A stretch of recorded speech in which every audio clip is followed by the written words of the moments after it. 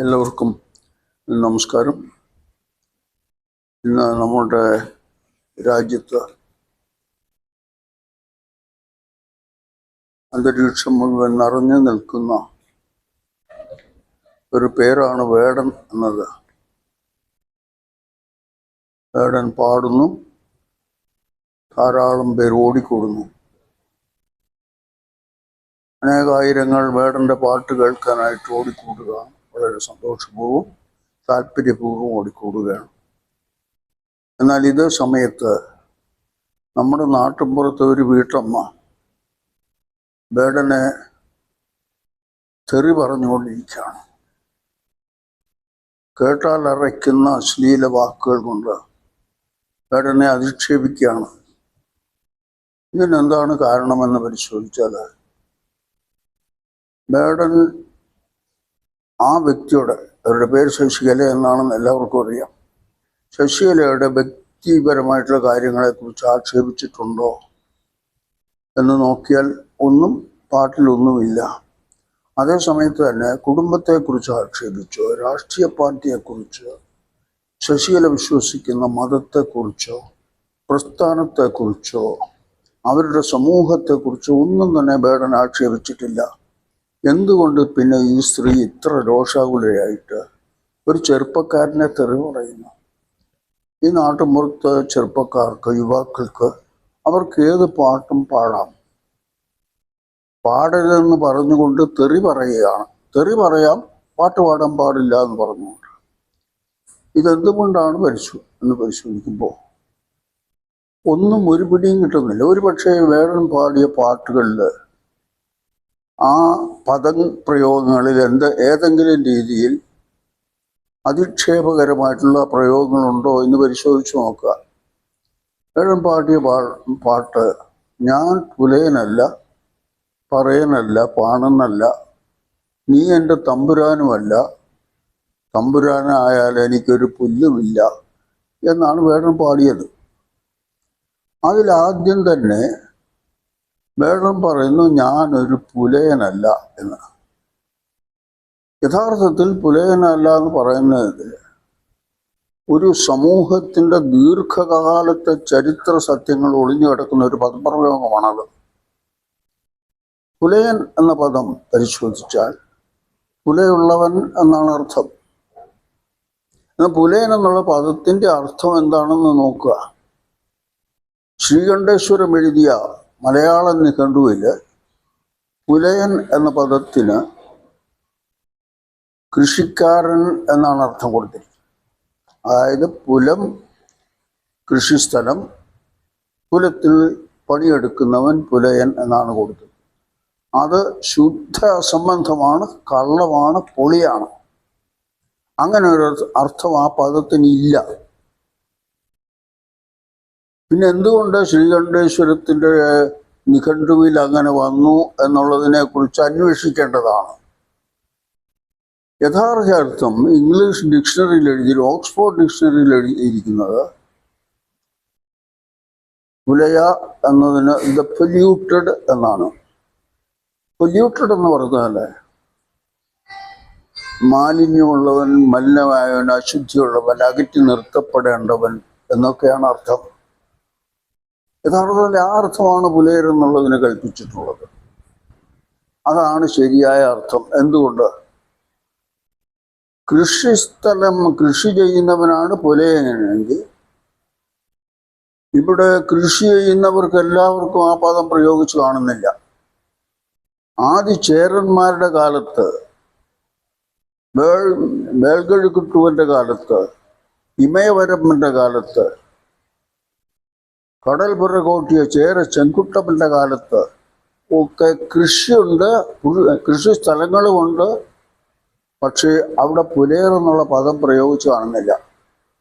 അപ്പോൾ കൃഷിക്കാർക്ക് പുലയരെന്ന് പറഞ്ഞിരുന്നില്ല.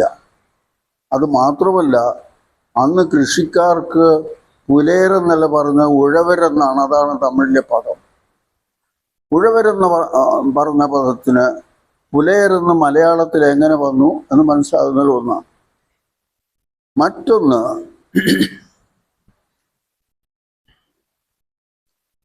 ഈ തെക്ക് പിന്നെ കൊക്കോതമംഗലത്ത് ഒരു റാണി ഭരിച്ചിരുന്നു. ആ റാണിയെ പുലയ റാണി എന്നാണ് വിളിച്ചത്. യഥാർത്ഥത്തിൽ അവര് എങ്ങനെ പുലയ റാണിയായി? കൃഷിക്കാരി റാണി എന്നർത്ഥം വരുമോ? ഇല്ലല്ലോ. അവർ രാജ്യഭരണം നടത്തിക്കൊണ്ടിരുന്ന ഒരു രാജ്ഞിയാണ്. അവരെ പുലയശ്രീ എന്ന് വിളിക്കാനുള്ള കാരണം എന്താണെന്ന് നമുക്ക് മനസ്സിലാവുന്നില്ല. മറ്റൊന്ന് പറഞ്ഞാൽ തിരുവനന്തപുരത്ത് പുലയന്നാർ കോട്ട, അത് ചേരർ മന്നർ കോട്ടയായിരുന്നു. ആ കോട്ടയ്ക്ക് പുലയന്നാർ കോട്ട എന്ന പേര് വന്നത് കൃഷി ചെയ്തവർ താമസിച്ചിരുന്ന കോട്ടയല്ല, കൃഷിക്കാരുടെ കോട്ടയാണെന്ന് പറയാനും സാധ്യമല്ല. അവിടെ ആക്കുളം എന്ന് പറഞ്ഞൊരു സ്ഥലമുണ്ട്. ആക്കുളത്ത് അത് ഒരു കൊട്ടാരമുണ്ടായിരുന്നു. കോട്ടവാതിലില് കാവൽ മരമായി മുള്ളുമുരുക്കി വെച്ചിരുന്നു. മുള്ളുമുരുക്ക് വെട്ടിവെച്ചിട്ട് ആര്യന്മാരതിൻ്റെ പിന്നിൽ ഒളിച്ചിരുന്ന രാജാവും രാജകുമാരനും കൂടെ കൊട്ടാരത്തിലേക്ക് വരുമ്പോൾ അവരെ ആ മരം തള്ളിയിട്ട് കൊല്ലുകാർ കൊന്നു. അതിനുശേഷം പുലയനാർ കോട്ടയിലെ രാജ്ഞിയും രാജകുമാരിമാരും അവിടെ ഉള്ളവർ കിണറ്റിൽ ചാടി ആത്മഹത്യ ചെയ്യുകയായിരുന്നു. കൃഷിക്കാരായിരുന്നെങ്കിൽ എന്തിനാ ആ രാജ്ഞിയെയും കൊട്ടാരത്തിലെ രാജ്ഞിയെയും രാജാവിനെയും കൊന്നു കൊല വിളിച്ചു എന്ന് മനസ്സിലാവുന്നില്ല. അതുപോലെ തന്നെ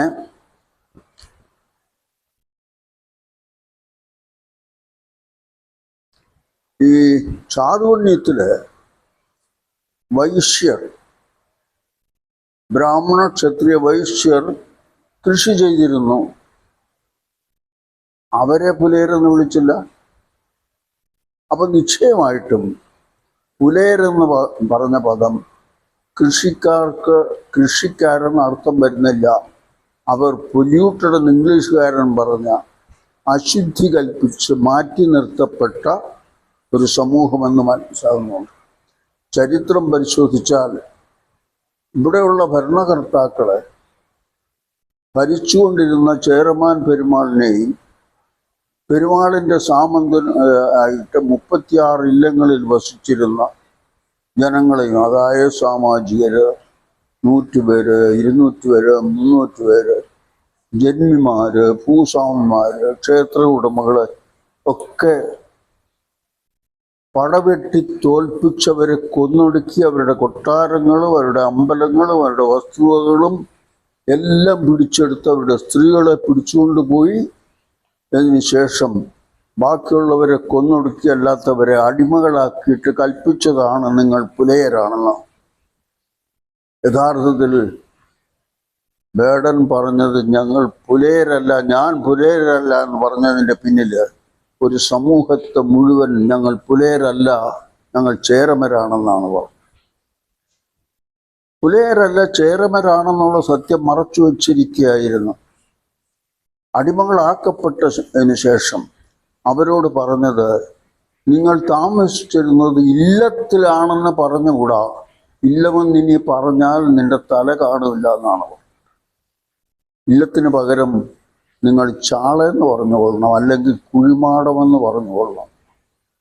ചേരമരം ഇനി ഉരിയാടിക്കൂടാ, അതിന് പകരം നിങ്ങൾ പുലയരാണെന്ന് സമ്മതിച്ചു കൊള്ളണം. അങ്ങനെ പദങ്ങൾ ഇന്ന പദം ഉച്ചരിക്കാൻ പാടില്ല, ഇന്ന പദങ്ങളെ ഉച്ചരിക്കാവുള്ളൂ. ഉപ്പെന്ന് പറയാൻ പാടില്ല, പുളിച്ചതെന്ന് പറഞ്ഞോണം. ഉപ്പെന്ന് പറയുന്നതിന് പകരം പുളിച്ചതെന്ന് പറയുന്നതിന് ഒരു പയ്യനെ തല്ലിക്കൊന്ന നാടാണ് നമ്മുടെ നാട്. അങ്ങനെ അതിനെക്കുറിച്ച് വിശദീകരിച്ചു പോയാൽ സമയം സംസാരിക്കേണ്ടതായിട്ട് വരും. അതുകൊണ്ട് നമ്മൾ ആ ഭാഗത്തേക്ക് കടക്കുന്നില്ല. അപ്പോൾ പുലയ കൽപ്പിച്ചത് ഒരു സമൂഹത്തെ മുഴുവൻ, ഇവിടുത്തെ രാജവാഴ്ച ഉണ്ടായിരുന്നവരും ഇവിടുത്തെ അധികാരികളുമായിരുന്നവരും അധ്യാപകർ, പട്ടരെന്ന് പറഞ്ഞ അധ്യാപകരെന്നാണ് അർത്ഥം, ശാലകളിൽ പഠിപ്പിച്ചുകൊണ്ടിരുന്നവർ, അതുപോലെ തന്നെ പൊതുവാളെന്ന് പറഞ്ഞാൽ നേതാക്കന്മാരല്ലെങ്കിൽ പ്രസിഡന്റുമാരെന്നൊക്കെയാണ് അർത്ഥം. വാര്യർ എന്ന് പറഞ്ഞാൽ കണക്കപ്പുള്ള എഴുത്തുകാരെന്നാണ് അർത്ഥം. ഇതെല്ലാം ഇവിടുത്തെ ചേർമർ വിഭാഗമായിരുന്നു. അവരെ മുഴുവൻ ബ്രാഹ്മണർ പിടിച്ചെടുത്ത് സ്വന്തം ജാതികളാക്കി മാറ്റിക്കൊണ്ട് അവിടെ ഉണ്ടായിരുന്ന ആളുകളെ മുഴുവൻ അടിമകളാക്കിയിട്ട പേരാണ് പുലയർ എന്നത്. ഇതാണ് ബേഡൻ പറഞ്ഞത്. യഥാർത്ഥത്തിൽ പുല എന്ന പദത്തിൻ്റെ അർത്ഥം എന്താണ്? പുലയരെന്ന് പറഞ്ഞാലാണ് നമ്മൾ ഇത്ര സമയം പറഞ്ഞത്. പുല എന്നുള്ള പദം എവിടെ നിന്നുണ്ടായി, ഇതിൻ്റെ റൂട്ട് എവിടെയാണ് എന്ന് പരിശോധിക്കുമ്പോൾ അത് ചാതുർവർണ്ണ്യക്കാരൻ്റെ പദമാണ്. യഥാർത്ഥത്തിൽ പുലയരെന്ന് പറഞ്ഞാൽ ചാതുർവർണ്ണ്യക്കാരാണ്. ബ്രാഹ്മണൻ പുലയനാണ്, ക്ഷത്രിയൻ പുലയനാണ്, വൈശ്യൻ പുലയനാണ്, ശൂദ്രൻ പുലയനാണ്. അവരാണ് പുലയരാകേണ്ടത്. കാരണം എന്താണെന്ന് ചോദിച്ചാൽ, ഒരു കുടുംബത്തിൽ ഒരു കുട്ടി ജനിക്കുകയോ ഒരു മരണം സംഭവിക്കുകയോ ചെയ്താൽ, ബ്രാഹ്മണ കുടുംബമാണെങ്കിൽ അവർ 10 നാൾ പുല അനുഷ്ഠിക്കണം. എന്ന് പറഞ്ഞാൽ തീണ്ടൽ ഉള്ളവരായിട്ട് മറ്റുള്ളവരുമായിട്ട് യാതൊരു സമ്പർക്കവുമില്ലാതെ മാറ്റി നിർത്തി 10 ദിവസം ബ്രാഹ്മണൻ 10 ദിവസം പുലയനായിട്ട് കഴിയണം. ആ ബ്രാഹ്മണനെ എന്തുകൊണ്ട് പുലയനെന്ന് വിളിച്ചില്ല? അതുപോലെ തന്നെ ക്ഷത്രിയർ 11 ദിവസം പുലയരായിട്ട് തീണ്ടലുള്ളവരായിട്ട് കഴിയണം. വൈശ്യർ 12 ദിവസം, ശൂദ്രർ 15 ദിവസം. അങ്ങനെ ചാതുർവർണ്ണ്യക്കാരുടെ 4 വിഭാഗക്കാരാണ് പുല ആചരിച്ചിരുന്നവർ. അങ്ങനെയുള്ള അശുദ്ധി കൽപ്പിച്ച് അകറ്റി നിർത്തപ്പെട്ട സമൂഹം എന്നുള്ള അർത്ഥത്തിലാണ് പുലയനെന്ന ഈ സമൂഹത്തിന് പേര് കൊടുത്തത്. ഇതാണ് വേടൻ പറഞ്ഞത്, അതിനി ഞങ്ങൾ അംഗീകരിക്കുന്നില്ല എന്ന്. ആര്യന്മാർ പുലയരല്ല, യഥാർത്ഥ പുലയർ അവരാണ്. ഇവിടെ ഭരിച്ചുകൊണ്ടിരുന്ന രാജഭരണം നടത്തിക്കൊണ്ടിരുന്ന ആളിനെ പുലയരാക്കിയത് ഇവരാണ്. 7-ാം നൂറ്റാണ്ടിൽ 715 ചേരമാൻ പെരുമാൾ ഇവിടെ നിന്ന് തിരോധാനപ്പെടുകയാണ്, അപ്രത്യക്ഷനാവുകയാണ്. അതിനുശേഷം 100 വർഷക്കാലം ഇവിടെ പടവെട്ട് നടക്കുവാണ്. പടവെട്ടി ഈ രാജ്യമെല്ലാം പിടിച്ചെടുത്ത് 9-ാം നൂറ്റാണ്ടോടുകൂടി രാജ്യഭരണം അവരുടെ കയ്യിൽ വരികയാണ്. അപ്പോൾ ആ സമയത്ത് ആണ് പുല കൽപ്പിക്കുന്നത്. യഥാർത്ഥത്തിൽ പുലയർ എന്ന പദം എന്ന് ആരംഭിച്ചു എന്ന് കൂടെ പരിശോധിക്കാം. ഞാൻ പറഞ്ഞല്ലോ, ആദ്യ ചേരന്മാരുടെ കാലത്ത് പുലയർ എന്ന പദം ഇല്ല. 7-ാം നൂറ്റാണ്ടിൽ പുലയർ എന്ന പദം ഇല്ല. 8-ാം നൂറ്റാണ്ടിൽ പുലയർ എന്ന പദം ഇല്ല, ഭാഷയിലില്ല. 9-ാം നൂറ്റാണ്ടിൽ കൃത്യമായിട്ട് പറഞ്ഞാൽ 878 എന്ന് പറഞ്ഞാൽ ആര്യന്മാർ കൊട്ടാരം പിടിച്ചു കഴിഞ്ഞ് 50 വർഷം കഴിഞ്ഞപ്പോൾ ഐരാണിക്കുളം ക്ഷേത്രം ശാസനത്തിൽ പുലയരെ അടിമകളായിട്ട് കൊടുത്തതായിട്ട് എഴുതിയിട്ടുണ്ട്. ഐരാണിക്കുളം ക്ഷേത്രത്തിൻ്റെ ഉടമ കോത ഇരവിയാണ്. കോത ഇരവിയുടെ മകൻ ഇരവിയാണ്. അതായത് ഇവിടെയുള്ള ചേരമരുടെ പിന്നെ അമ്പലമായിരുന്നത്. അത് പിടിച്ചെടുക്കുന്ന സമയത്താണ് ഇവര് പുലയരെന്ന് പറഞ്ഞ് ചേരമരെ പുലയരാക്കി അടിമകളായിട്ട് സ്വീകരിക്കുന്നതായിട്ട് ഒരു റെക്കോർഡ് ചരിത്രത്തിലുള്ളത് ഐരാണിക്കുളം ക്ഷേത്രത്തിൻ്റെ ശാസനത്തിൽ മാത്രമാണെന്ന് നമുക്ക് കാണാൻ സാധിക്കും. അപ്പോൾ ഈ പുല കൽപ്പിച്ചു കൊടുത്തത് അടിമത്തത്തിൻ്റെ അടയാളമായിട്ട് കൊടുത്ത മാറാപ്പാണത്. അടിമത്തത്തിന് നീ അടിമയാണെന്ന് തെളിയിക്കുന്ന, പേര് കേട്ടാൽ ഉടനെ അടിമയാണെന്ന് തെളിയിക്കുന്നതിന് വേണ്ടി അവന് കൊടുത്ത പേരാണ് പുലയൻ. ബേഡൻ പുലയനല്ല എന്ന് പാടിയത് 10% അല്ല 100% ശരിയാണ്. ബേഡൻ പുലയനല്ല എന്ന് മാത്രമല്ല, ബേഡൻ പ്രതിനിധാനം ചെയ്യുന്ന സമൂഹം പുലയരേ അല്ല. പുലയരെന്ന് വിളിച്ചത് നിങ്ങളാണ്. ശശികലയോട് ഞങ്ങൾക്ക് പറയാനുള്ളത്, ബേഡൻ പുലയനല്ല എന്ന് പറയുന്നെങ്കിൽ ബേഡൻ്റെ സമൂഹം, ബേഡൻ്റെ അമ്മയപ്പന്മാരും വേടന് വേണ്ടപ്പെട്ടവരും ആരും പുലയരല്ല എന്ന് ശശികല മനസ്സിലാക്കണം. ശശികലയുടെ ചിന്ത എന്താണെന്ന് ചോദിച്ചാൽ തമ്പുരാട്ടിയായി കുറെ പുലയരെ കൂടെ വേണം. ആ മനോഭാവം മാറ്റിയല്ലാതെ ഇനി സാധ്യമല്ല. തമ്പുരാട്ടിയായി കഴിയണമെന്നുള്ള ആ ആക്രാന്തമാണ് മറ്റുള്ളവരെ പുലയരായി കാണണമെന്ന് ആഗ്രഹിക്കുന്നു. ഇല്ലെങ്കിൽ വേടനെ തെറി പറയേണ്ട യാതൊരു കാര്യവുമില്ല. ഇനി മറ്റൊന്ന്, നീ തമ്പുരാനല്ല എന്ന് പറയുന്നു. വേടൻ പറഞ്ഞു നീ തമ്പുരാനല്ല. അത് കേൾക്കുന്നത് ശശികലയ്ക്ക് ഇഷ്ടപ്പെട്ട് കാണുകയല്ല. കാരണം എന്താണെന്ന് ചോദിച്ചാൽ നീ തമ്പുരാനല്ല എന്ന് പറഞ്ഞാൽ നീ തമ്പുരാട്ടിയല്ല എന്നർത്ഥമുണ്ട്.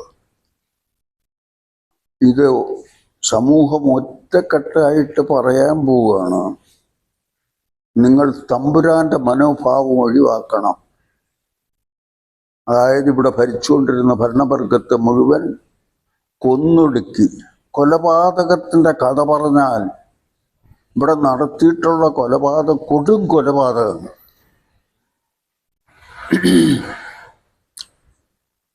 നടത്തിയിട്ടുള്ളതിനെ കുറിച്ച് പറഞ്ഞാൽ തീരാത്ത കൊലപാതകങ്ങളാണ്.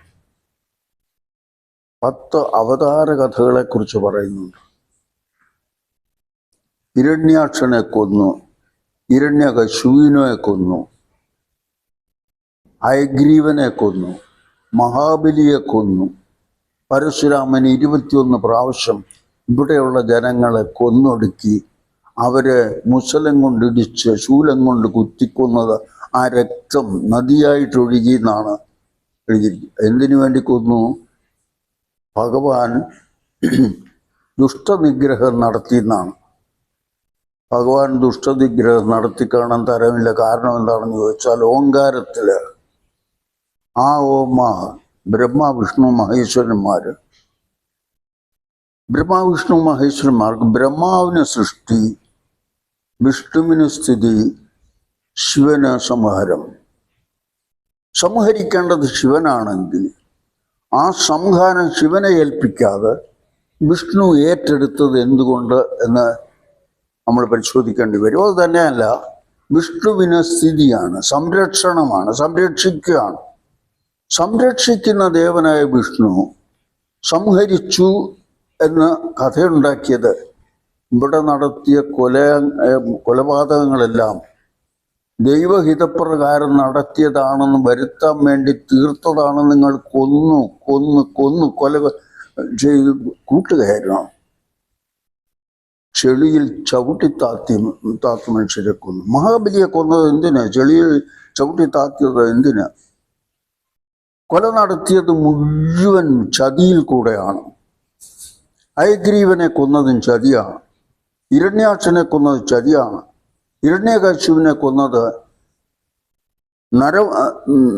നരസിംഹമായി ചെന്നാണ് കട്ടളപ്പടി മേലിരുന്നു കൊണ്ട് വയറ് വലിച്ചു കീറി രക്തം കുടലെടുത്ത് മുകളിലേക്ക് ചെന്ന് കൊല്ലുകയായിരുന്നു.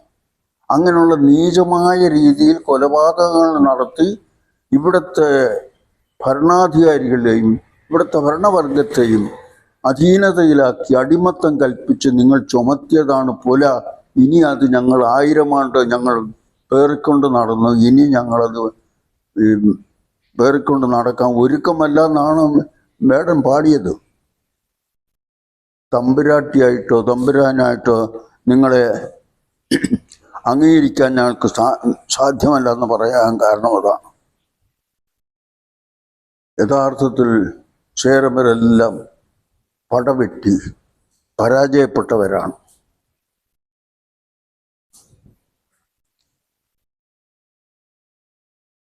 അവര് ഇന്നും ആ അടിമത്തം പേറിക്കൊണ്ട് പുലയെന്ന മാവും പേറിക്കൊണ്ട് മുമ്പോട്ട് പോകുന്നില്ല എന്ന് ആണയിട്ട് പറയുകയാണ് വേടൻ്റെ പാട്ടുകളിലെ ഓരോ വരിയും. അതുകൊണ്ടാണ് അനേകായിരങ്ങൾ വേടനെ കാണാനായിട്ട് ഓടിക്കൂടുന്നത്. സ്വാതന്ത്ര്യത്തിൻ്റെ കാഹളമാണ് വേടൻ്റെ പാട്ടുകളിൽ ധ്വനിക്കുന്നതെന്ന് മനസ്സിലാക്കാനുള്ള ത്രാണി ശശികലയ്ക്ക് ഉണ്ടാകേണ്ടതായിട്ടുണ്ട്. അതുകൂടാതെ വേറൊരു വിദ്വാനുണ്ട്, കേസരി പത്രത്തിൻ്റെ പത്രാധിപര്. അദ്ദേഹത്തിന് ഡോക്ടറേറ്റ് ഉണ്ട്, ഡോക്ടറാണ്. നല്ല വിദ്യാഭ്യാസമുണ്ട്, അറിവുണ്ട്. അദ്ദേഹം ചോദിക്കുകയാണ്, വേടൻ പറയനുമല്ല പാണനുമല്ലെങ്കിൽ പിന്നെ ഇവൻ ആര് എന്നാണ്. അയ്യോ, എത്ര ബാലിശമായ ചോദ്യമാണത്. മധുസാറിനോട് എനിക്ക് പറയാനുള്ളത്, ഈ ചോദ്യം സാറിൻ്റെ നേതാവായിട്ടുള്ള ശ്രീരാമ പരമഹംസനോട് ചോദിച്ചു നോക്ക്, അല്ലെങ്കിൽ സ്വാമി വിവേകാനന്ദനോട് ചോദിക്കുക. അവർ പറഞ്ഞു തരും അതിനുത്തരം മനുഷ്യനാണെന്നാണ്.